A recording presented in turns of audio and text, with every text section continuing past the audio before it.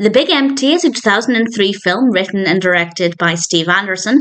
We have a cast including Jon Favreau. We also have Kelsey Grammer.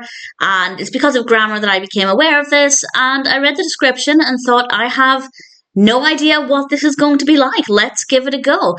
And unfortunately, I really didn't like this. I don't get it. I don't see the point in it.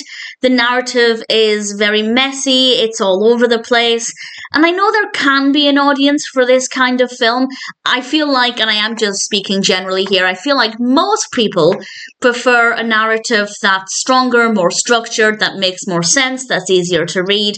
But I know that some people do like narratives and stories that are a little bit more peculiar and that make maybe less sense.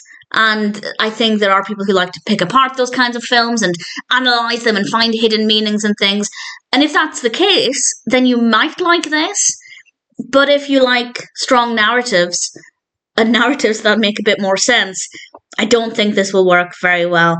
Favreau plays a character called Jon, who is an out-of-work actor, and he decides to take on a job when his neighbour asks him to deliver this suitcase.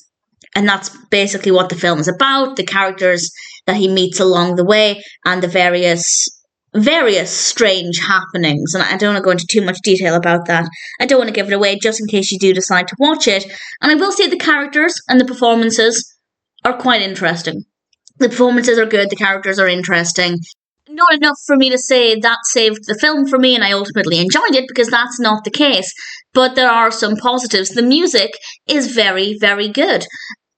Other than that, I don't really have anything positive to say about it. I guess the camera work is fine, the technical aspects, absolutely no problems.